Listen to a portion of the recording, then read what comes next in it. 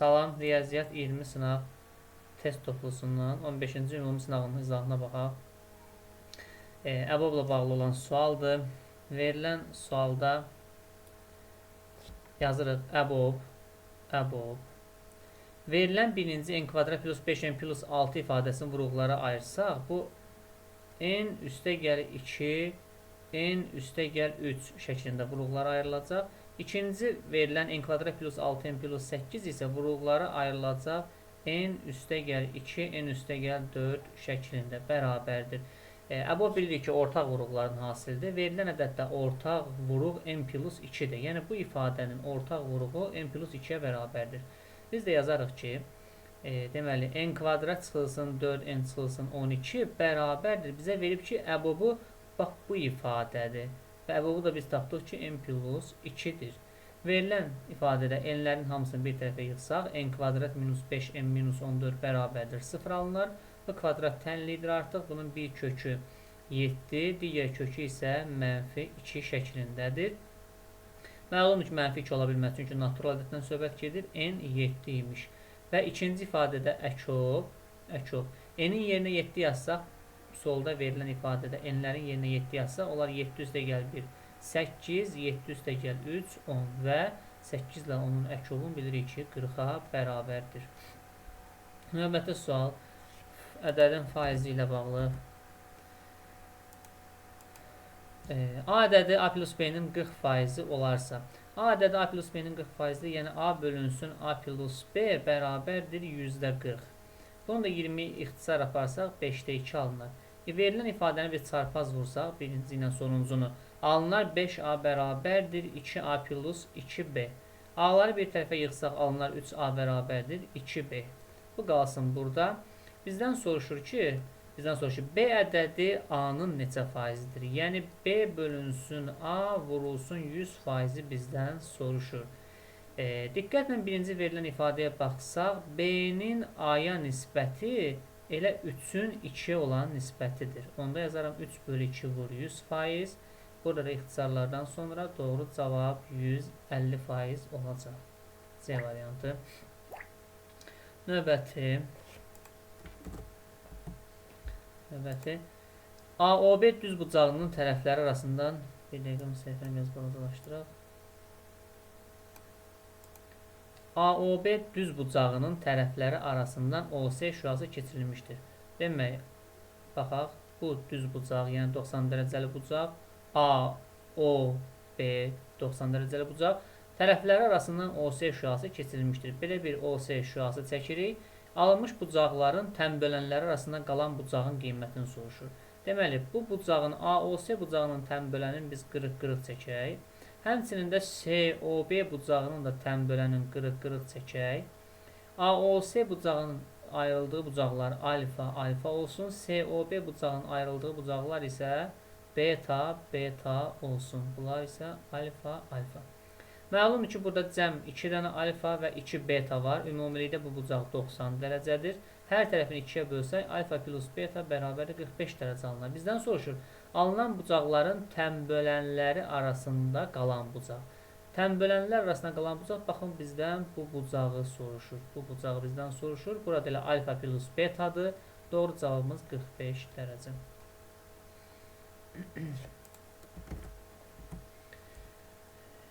Dördüncü sual 12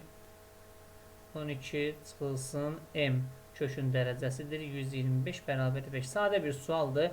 125-dən kök əgər 5 çıxırsa, deməli bu kökün dərəcəsi 3-ə bərabər imiş. 12 minus M bərabər 3. Buradan da M alınır 9. Çünki 5-in kubu bizdə 125-i verir. Doğru cavabımız 9 imiş.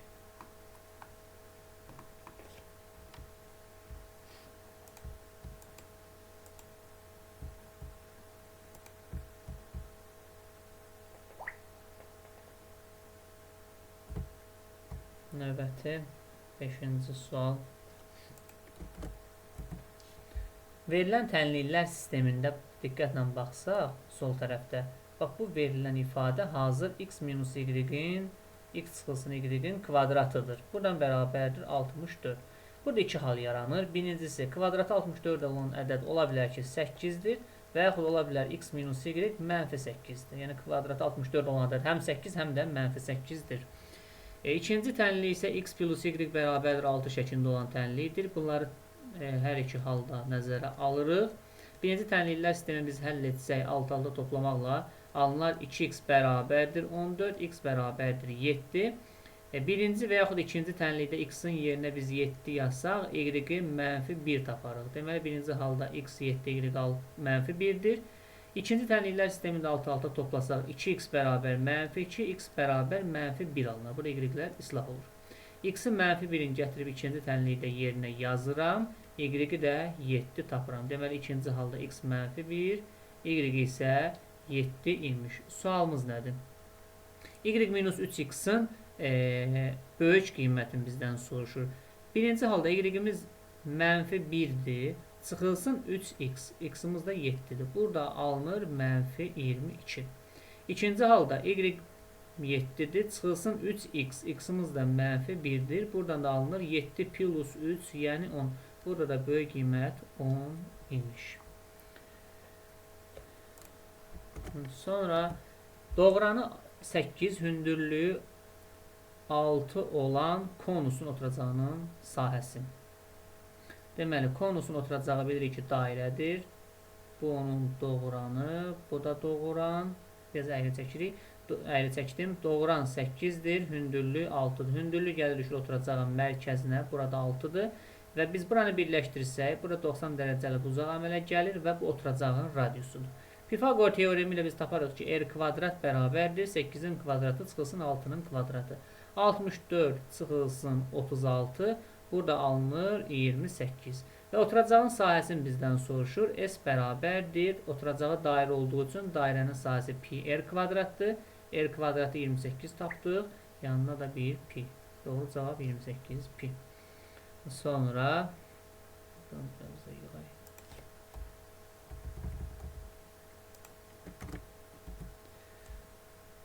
burada nə baş verir? Demək,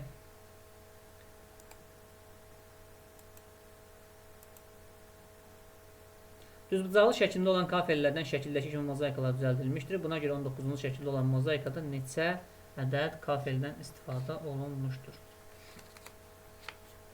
Biz burada diqqət eləyək.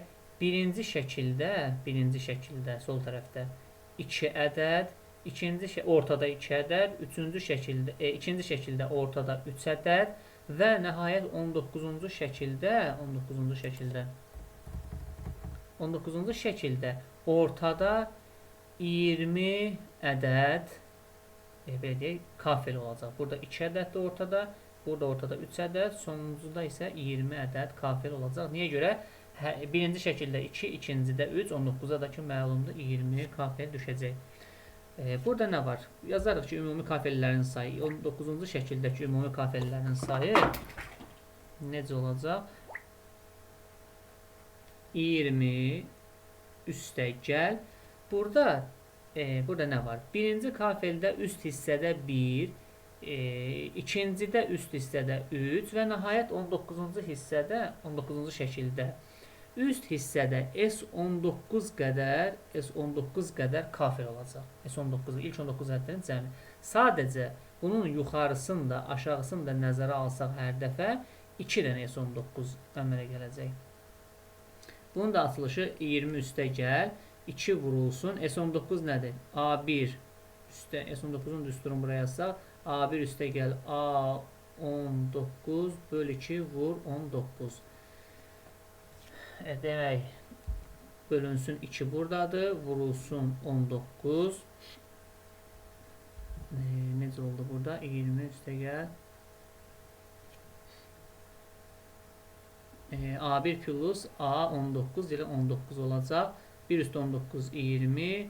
2'lər ixtisar getdi. 20'ni vurdu 19'da 380. 380 o da 20. 400'e bərabərdir.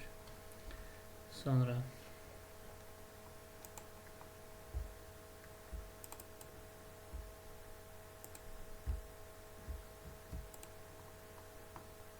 keçirik növbəti suala. 8-ci sual. Bir rəqəmli tək natural ədədlər çoxluğunun alt çoxluqlarının sayı. Ümumiyyətlə bir rəqəmli tək natural ədədlər hansılardır?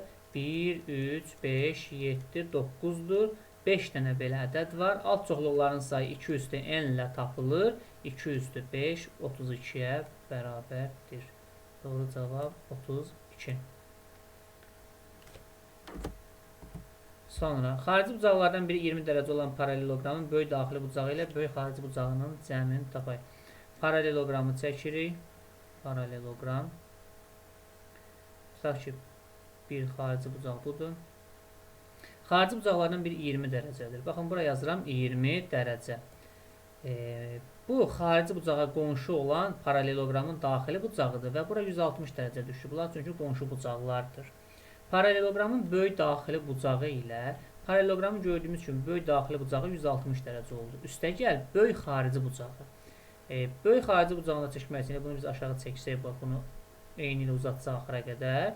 Bura 160 olduğu üçün bunun iti bucağından kiçik bucağına 20 dərəcə düşür. Yenidən xarici bucağa 160 dərəcə düşəcək. Böyük xarici bucağı da 160 dərəcə oldu. Doğru cavab 320 dərəcə. Sonra 10-cu sualda verilən funksiyanın təyin oblasti mənfi sonsuzluğu 8, 8 müsbət sonsuzluqdur. Bir şeyə bura diqqət edək. Bu kəsirin surətindəki gördüyümüz x istədiyi qiyməti ala bilər. Yəni x-ə nə qiymət verirsə verək. Amma məxrəc 0 olmaz. Biz bilirik ki, məxrəc 0 olsa, onda funksiya həmin nöqtədə təyin olunmayacaq. Yazarıq ki, 2x çıxılsın n plus 4 bərabərdir 0. Mənfi sonsuzluqdan 8-ə, 8-dən müsbət sonsuzluğu demək ki, x orada 8 qiymətini alır. X-in yenə biz 8 yazırıq ki, yəni ifadə 0-a çevrilsin. Orada təyin olunmadı ona görə. 2-ni 8-ə vururuq. 16 çıxılsın n plus 4 bərabərdir 0. Buradan n plus 4 bərabərdir 16 və m-in qiymətin 12 tapırıq. Sadəcə bizdən funksiyanın qiymətlər çoxluğunu soruşur. Alarıq ki, yəni y bərabərdir. Fx yazmadım, y yazdım. Funksiyada m-lərin yerinə 12 yazsaq, 12-dən 2 çıxanda 10x minus 3, məxrəcdə də 2x minus 12 üstə 4 gələndə 16. Bax, bu verilən funksiyanın qiymətlər çoxluğunu tapmaq, bunun tərsinin təyin oblasını tapmaq deməkdir.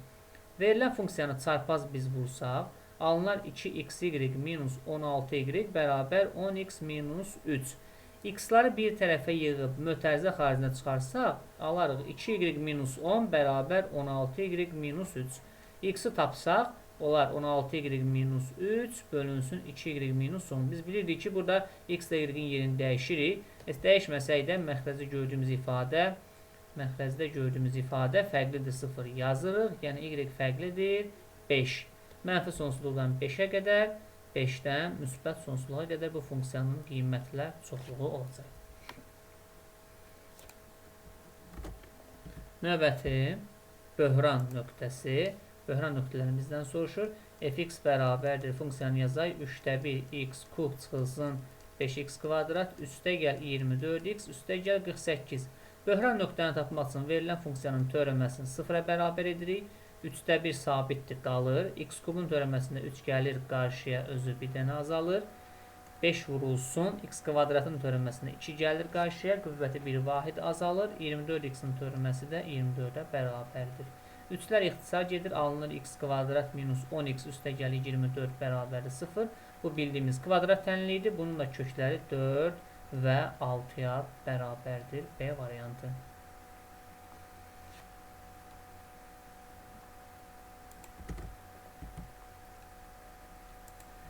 Deməli, müstəvi üzərində A nöqtəsindən radiusu 5 olan çevrəyə qədər olan ən qısa məsafə 2-dir. Burada 2 hala baxarıq. Birinci hal necə olacaq? Burada çevrə əyri də olsa eybi yoxdur.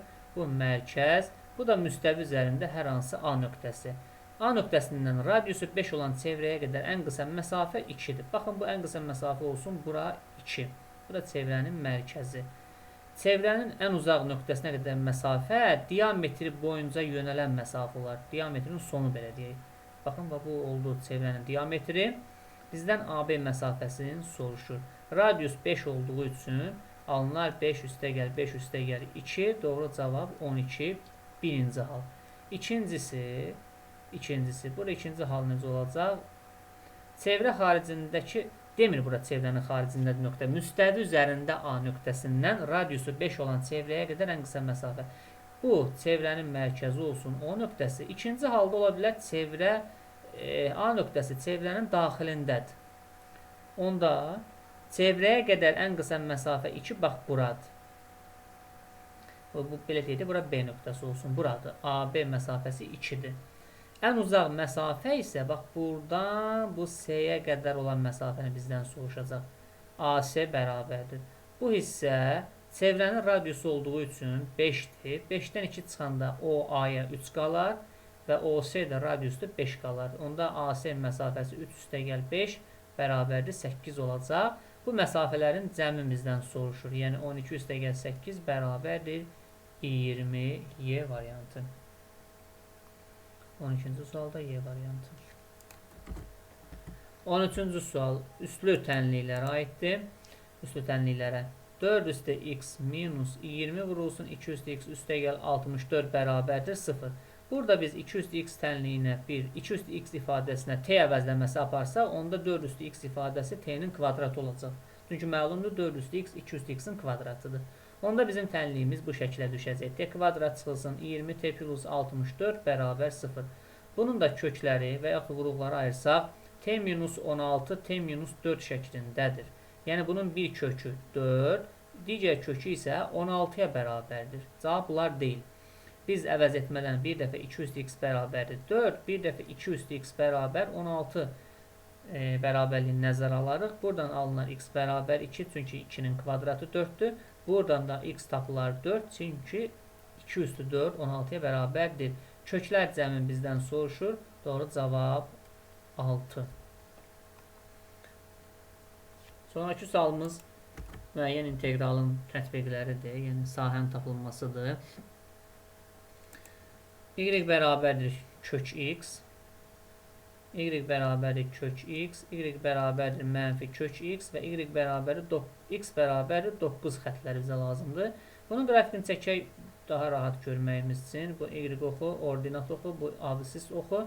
Y bərabərdir kök altı x funksiyasının qrafiki bu şəkildədir. Y bərabərdir mənfi kök altı x funksiyasının qrafiki bu şəkildədir. X bərabərdir 9 xəttidə, yəni absisi 9-da kəsən düz xətt budur.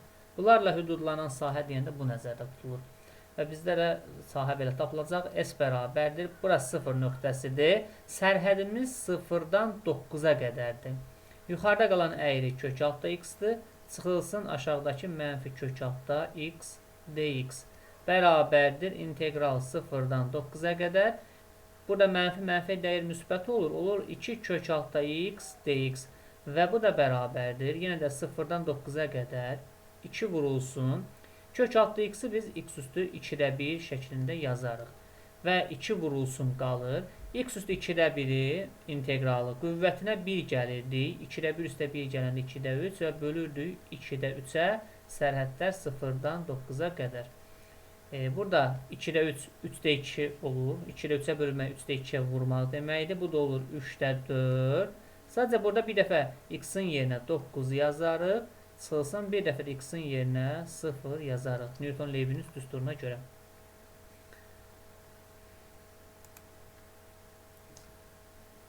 Üçdə 4 qalır yerində. 9 3-ün kvadratı olduğu üçün qüvvətində bir dənə də 2-də 3 var. 2-lər gedir. Burada qalır 3-ün kubu. Çıxılsın 0.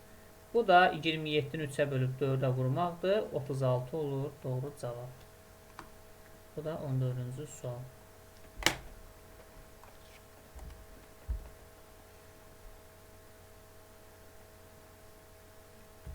Növbəti 15-ci sual. 15-ci sual.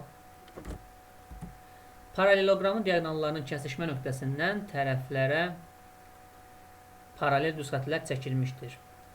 Əgər paraleloqramın diaqonallarının kəsişmə nöqtəsi O nöqtəsidir və tərəflərə paralel düz xəttlər çəkilibsə, onda bu parçalar bir-birinə bərabər olacaqlar. Bax, bunlar da bərabərdir. Sonra BY YS-yə bərabərdir. AF FD-yə bərabər olacaq. AC diaqonalı paraleloqramın sahəsini yarıya bölür. AC diaqonalı paraleloqramın sahəsini yarıya bölür. Həmçinin BO üçbucağın medianı olduğu üçün ABC üçbucağının sahəsi də burada yarıya bölünmüş olacaq. Eynilə OM parçası da ABO-nun medianı olduğu üçün sahəni yarı böləcək. Yəni burada gördüyümüz bütün üçbucaqların sahələrinə biz bir S ilə işarə edə bilərik. Hamısı bir-birinə bərabər olacaq. Bax bu sahələr. Hamısı bir-birinə bərabərdir. Bizdən soruşur A, B, Y, O. A buradadır. B, Y və O. Bu dördbucaqlının sahəsi 3S-dən ibarətdir. 3S bölünsün. F, O, K, D. F nöqtəsi buradadır. O, K, D. Bu sahə də bizdə 2S-dir. Cavab 1,5-in S-lər ixtisar getdi. Doğru cavab 1,5. 16-cı sual limit. Limit x yaxınlaşır A-ya. Verilən kəsirin surətini biz vuruqlara ayırsaq, x-2, x-4 şəklində olacaq. Məxrəcdə x-2 bərabərdir 12. x-2-lər ixtisar gedir və x-in yerinə A yazsaq, alınar A-4 bərabərdir 12, A bərabərdir 16, doğru cavab. 17-ci sual, ehtimal sualı, maraqlı sualdır. Demək, 6 mənfi. 6 mənfi dedikcə 6 dənə mənfi işarəsi götürürəm. 1, 2, 3, 4, 5, 6 və 3 müsbət ədəddən hasilinin mənfi olduğu 3 ədədi neçə üsulla seçmək olar? 3 dənə ədəd seçməliyəm və bunların hasilləri bizə mənfi versin. Hasilin mənfi olsun, yəni kiçikdir 0-dan. Burada hansı hallar var? Birinci hal budur ki, 3 mənfi ədəd seçiriksə, ola bilər ki, 3'ü də həmin ədədlərin mənfi olsun. Ola bilər ki, 3'ü də mənfi olsun. Onda bizim seçim sayımız olacaq kombinizon 6 elementdən 3. Kombinizon 6 elementdən 3. Kombinizon 6 elementdən 3. İkinci halda 3'ün də biz müsbətlərdən seçə bilməliyik. Çünki 3 dənə müsbət ədədin hasili müsbətdir. Amma belə də edə bilməliyik. X-in buradan seçək, 1'in müsbətdən seçək. Yenə mümkün deyil. Amma belə bir şey eləyə bilərik ki, 1'in mənfilərdən seçək, X-in müsbət seçək. Artıq bunların hasili bizə mənfi verəcək. Və burada olacaq necə? Kombinizon 6 elementdən 1 vurulsun kombinizon 3 elementdən 2. Çünki 6 dənə mənfin içindən 1'i seçildi. Kombinizon 6-dan 1, 3 dənə müsbətin içindən 2'si seçildi. Kombinizon 3 elementdən 2. Və ayrı-ayrı hallardır bunlar. Birinci halla, ikinci halı biz toplayarıq. Yəni cavabımız olacaq kombinizon 6 elementdən 3, üstə gəl kombinizon 6 elementdən 1 vurulsun kombinizon 3 elementdən 2. Və bunun da hazır cavabını deyim ki, 38 üsul olacaq. C variantı.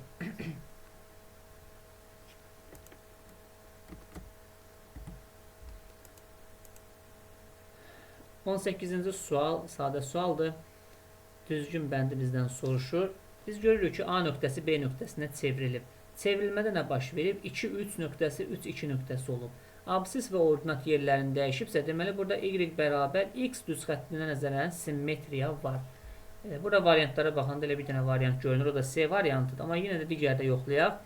3, 2 nöqtəsi mənfi 3, mənfi 2 nöqtəsinə keçib. Hər ikisi işarəsini dəyişibsə, deməli koordinat başlanğıcına nəzərən burada simmetriya var. C variantı doğru cavabdır. C variantı doğru cavab. Keçirik növbəti sualımıza. 19-cu sualda var. 19-cu sual. Bəli, 19-cu sual. Loqaritma ilə bağlı sual.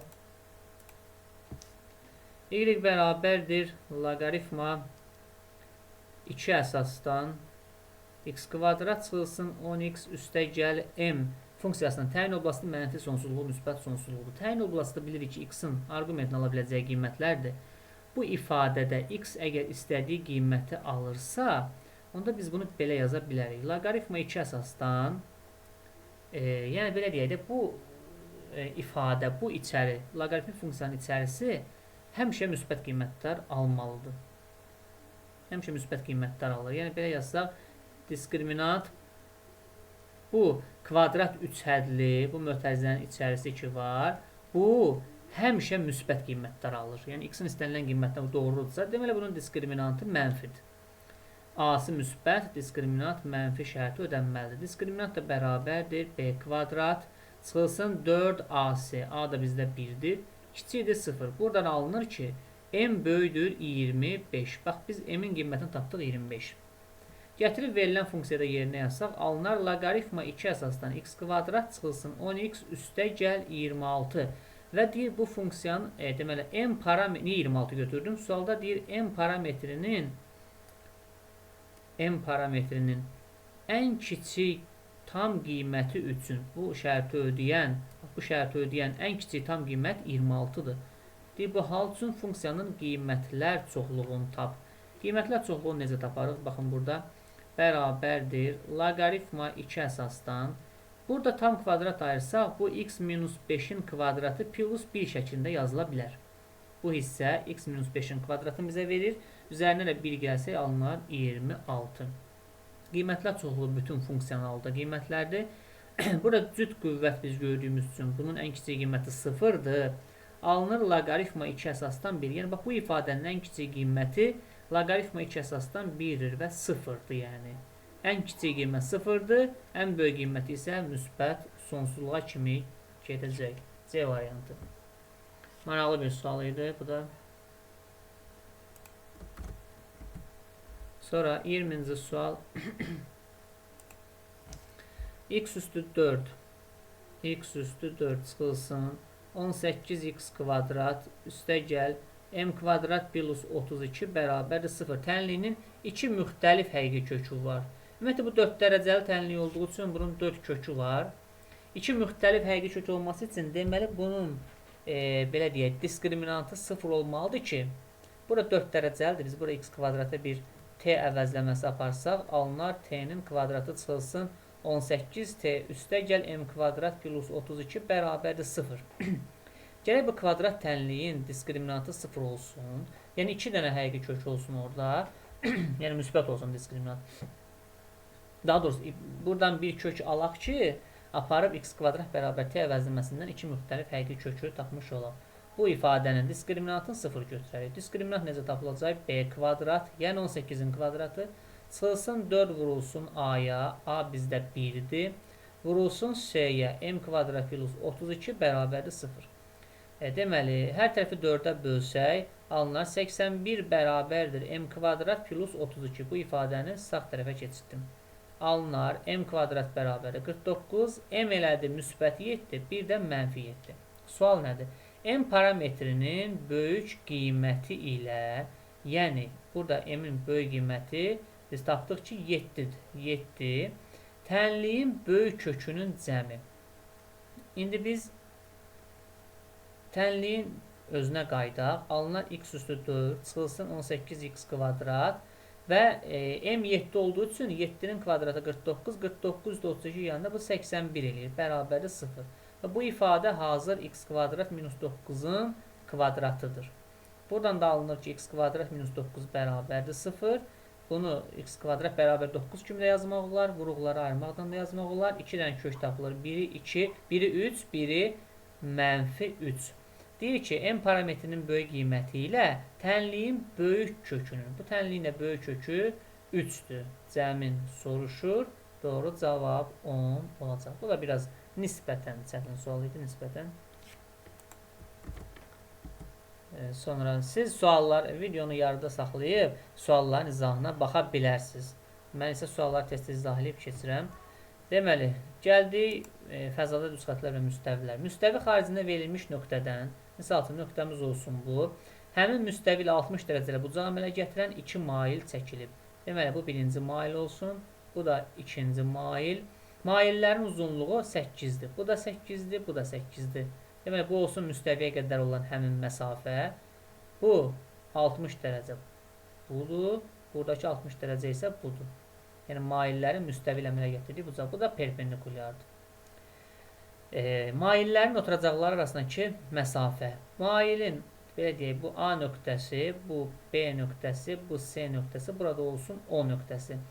AB mailinin oturacağı B nöqtəsidir. AC mailinin oturacağı C nöqtəsidir. Maillərin oturacaqları arasındakı məsafənin, yəni B və C məsafəsinin Ən kiçik natural qiyməti ilə ən böyük natural qiymətinin cəmini soruşur bizdən. Bax, bu üçbucağa fikir verək.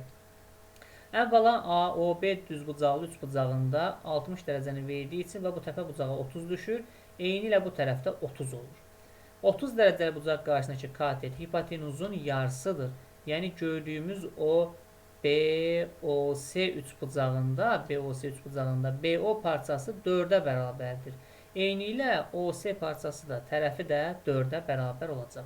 Bax, bu üçbucaqda BC tərəfinin ala biləcəyi qiymətlər üçbucaq bərabərsin bura nəzərə ala bilərik. Üçbucağın üçüncü tərəfi digər iki tərəfin fərqindən kiçik, cəmindən böyükdür.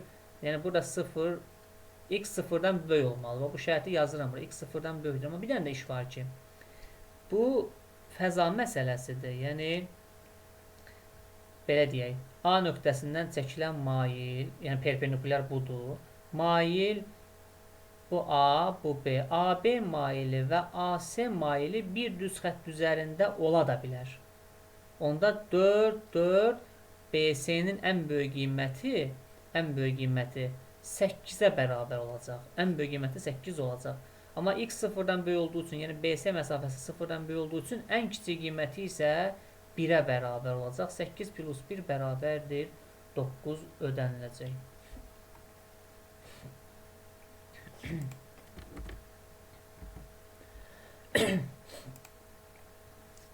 Deməli, kompleks ədədlər Z bərabərdir 6 plus 2i kompleks ədədində Z-nin kvadratı üstəgəl qoşmasının kvadratını tapaq.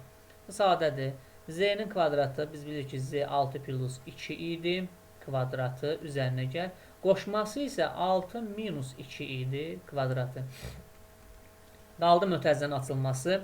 A üstəgəl B-nin kvadratının açılışı. A kvadrat birincinin kvadratı. Üstəgəl 2AB hasilinin 2 misli 24i. Üstəgəl ikincinin kvadratı. Üstəgəl növbəti mötərizənin açılışı 36 çıxılsın 24i. Üstəgəl ikincinin kvadratı. 24 ilə islah olur. 36'lar toplasaq 72. 4i kvadratla 4i kvadratın cəmi 8i kvadratdır. Biz də bilirik i'nin kvadratı mənfi 1'dir. Onda burası olur mənfi 8. Doğru cavab 64. D variantı. 23-cü sual. Trigonometrik tənliklər. Sinus 4x üstəgəl 1 bərabərdir. Tangens x vurulsun kotangens x. Bu tənliyin 0, 360, yəni 2pi'ni yəni 360 yazdıq. Aralığındakı tam daxil olan köklərin sayını soruşur. Biz əvvəla bilirik ki, sinus 4x plus 1 saxlayırıq. Tangens x vurulsun kotangens x hasili 1'ə bərabərdir. Yəni kök altda 1'dən də elə 1 çıxır. Amma burada şərtimiz var ki, bizim tangensin təyin oblastı və kotangensin təyin oblastını nəzərə almalıyıq. Və bu x-ları sonda nəzərə almalıyıq. Yəni tangens x-dəki x-lar pk-lardan fərqli qiymətlər alır. Kotangensdəki x-lar pi böl 2 plus pk-lardan fərqli qiymətlər alır.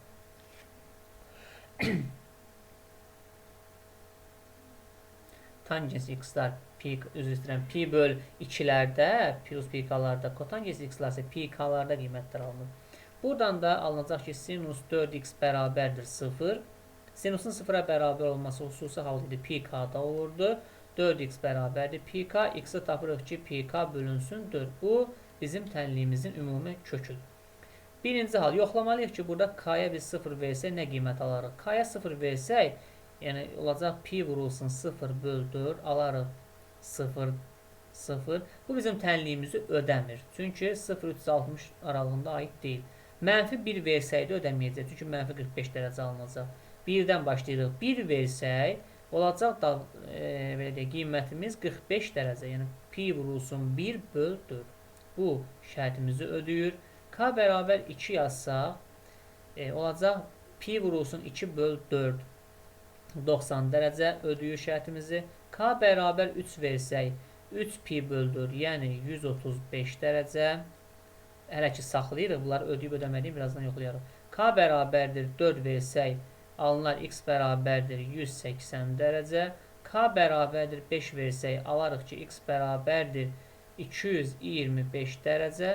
K-ya 6 versək, x-i taparıq 270 dərəcə. K-ya 7 versək, x-i taparıq 315 dərəcə. Bundan sonrasılar ödəməyəcək. İndi bura bir şey nəzərdən qaçırmamalıyıq. Bunları ben hamısını dairəyə alım. Sonra üstünə xət çəkəcəm. 45 dərəcə verilən tənliyi ödəyir, problem deyil. 90 dərəcə isə tangens 90-da təyin olunmuyor. Bax, bu bizim şərtimizi ödəmir. 135 dərəcə verilən tənliyi ödəyir. Kökün altında tangensdən kotangensdən hasili müsbət eləyəcək. 180 dərəcə şərtimizi ödəmir. Çünki kotangens 180-da təyin olunmuyor və 270-də də təyin olunmuyor. Doğru cavab 45 dərəcə, 135 dərəcə, 315 dərəcə və 225 dərəcədir. 4, deməli, köklərin sayı olacaq 4. 4 dənə bizim bu şərti ödəyən köklərimiz var. Sonunda yoxlamaq lazımdır.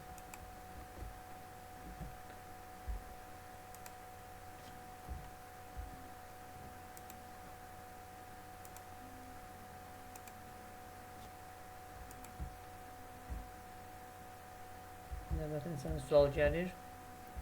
24-cü suala baxırıq. 24-cü sual. Vahid vektorları üçün. Vahid vektor nə idi? Uzunluğu 1-ə bərabər olan vektorlar idi. A vektorunun da uzunluğu 1-dir, B vektorunun da uzunluğu 1-dir. 5A çıxılsın 2B vurulsun 5A üstə gəl 2B bərabərdir. Bu hazır görünür ki, müxtəsər vurma düsturudur. Birincinin kvadratı çıxılsın ikincinin kvadratı. Və bizim şərtimizdə, bir qaydamızda var ki, A vektorunun skalyar kvadratı elə onun uzunluğunun kvadratıdır. Buradan alınır ki, 25 vurulsun elə uzunluğun kvadratı çıxılsın 4 vurulsun uzunluğun kvadratı. Bərabər A vektorunun uzunluğu 1-dir, çıxılsın B vektorunun da uzunluğu 1-dir. 25-dən 4 çıxanda doğru cavabımız 21. 21 olacaq.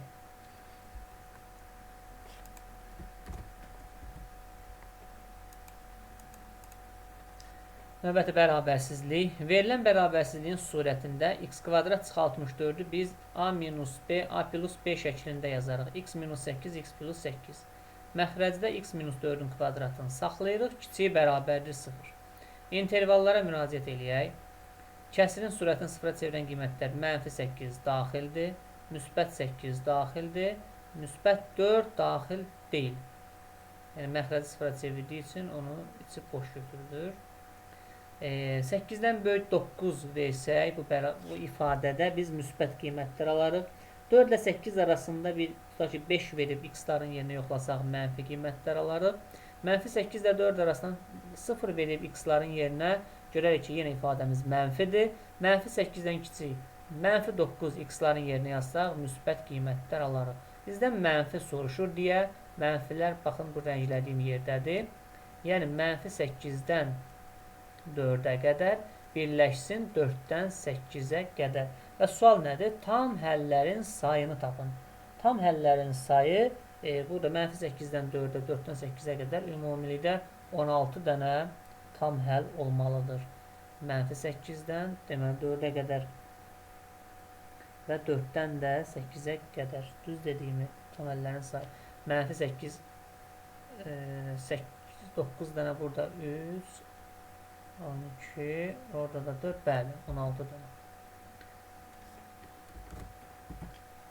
Növbəti, düz bucaqlı, 3 bucaq.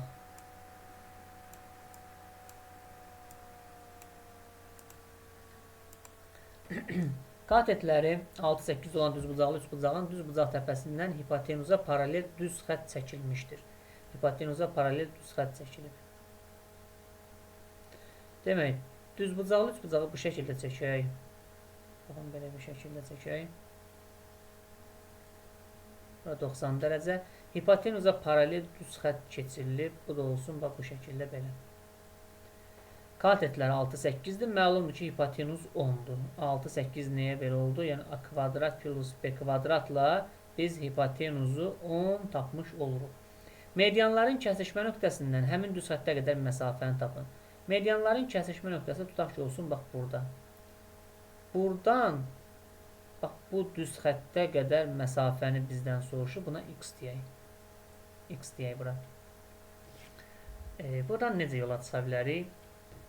Buna biz median desək, baxın buna bir median desək, hipotenuza çəkilən median hipotenuzun yarısıdır. 10/2 olur 5.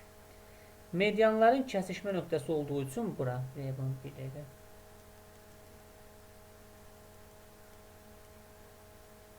Deməli, baxın, bu bizim üçün median olsa,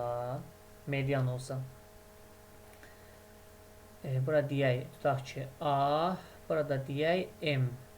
AM medianın uzunluğu bilirik ki, hipotenuzun yarısıdır, yəni 5'dir. Burada bir O nöqtəsi olsun. O nöqtəsi. Bəs AO parçası nəyə bərabərdir? AO medianlar kəsişmə nöqtəsində 2/1 nisbətində bölündüyü üçün ümumi medianın uzunluğunu biz 3'ə bölsək axırını taparıq, 2'yə vursaq əlbəlini taparıq. Yəni olur 10/3. AO parçası medianın belə deyək 2 mislindən 3 dəfə kiçik olur da, belə 10/3 şəklində. Biz də nə edirik? M nöqtəsindən həmin düz xəttə perpendikulyar çəkirik. M nöqtəsindən həmin düz xəttə perpendikulyar çəkirik. Burada belə bir üçbucaq yaranacaq. Diqqətlə baxın, belə bir üçbucaq yaranır. Bura A, bura M, bura O nöqtəsi, burada tutaq ki, deyək C, burada D. Həmin bax bu bizdən X-i soruşurdu. Ümumi median bizdə 5'dir. Bu parça 3'də 10'dur. Qaldı ki, MD-ni tapmaq. MD parçasının uzunluğu verilən yuxarıdakı düzbucaqlı üçbucaq var. Əsas bu rənglədiyim düzbucaqlı üçbucaq. Bu düzbucaqlı üçbucağın hipotenuzdan çəkilən hündürlüyü ilə eyni şeydir.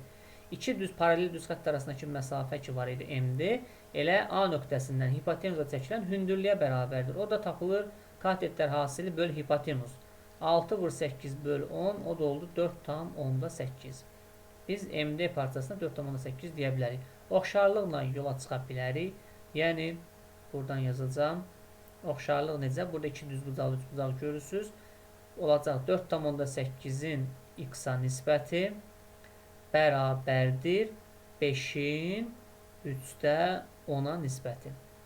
Deməli, MD-nin OC-yə nisbəti bərabərdir MA-nın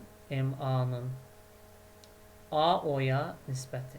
Və buradan da çarpaz vurub sadələşdirmə aparsaq, X-in qiymətin 3/2 tapmış olarıq. Deməli, 48 3'ə böldü 16, 16 5'ə vuranda 3/2 doğru cavab olacaq. 27-ci suala da baxaq. Digər açıq tipli sualların izahı isə short şəklində paylaşılacaq, qısa video şəklində paylaşılacaq. 27-ci sual. Y bərabərdir birincisi. Kosinus X funksiyasının, deməli, söhbət nədən gedir? Təyin oblasti qiymətlər çoxluğu. Kosinusun təyin oblasti mənfi sonsuzluq, yadımıza salaq, müsbət sonsuzluğu idi. Mənfi sonsuzluqdan müsbət sonsuzluğa, qiymətlər çoxluğu isə mənfi 1 parçası idi. Bura təyin oblasti mənfi sonsuzluq, müsbət sonsuzluq yoxdur. Qiymətlər çoxluğu mənfi 1 var, yəni 1'ə B uyğundur hələ ki. İkincisi, Y bərabərdir arc kosinus X. Bax, bu funksiyanın təyin oblasti, yəni X-in aldığı qiymətlər mənfi 1 parçası idi. Qiymətlər çoxluğu isə 0 pi parçası idi. Təyin oblasti mənfi 1, yəni 2'yə uyğun gəldi C variantı. Qiymətlər çoxluğu 0 pi parçası, həm də A variantı. Üçüncüsü, Y bərabərdir arc kotangens X. Bax, bu funksiyanın təyin oblasti mənfi sonsuzluq, müsbət sonsuzluq idi. Yəni, buradakı X istədiyi qiyməti alır. Amma qiymətlər çoxluğu 0 pi aralığı idi. Yəni, 3'ə də D uyğun gəldi. 1'ə B.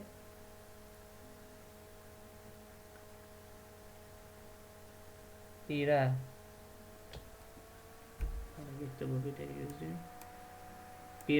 B, 2'ə CA, 3'ə də D variantı uyğun gəldi. Bu qədər, sağ olun.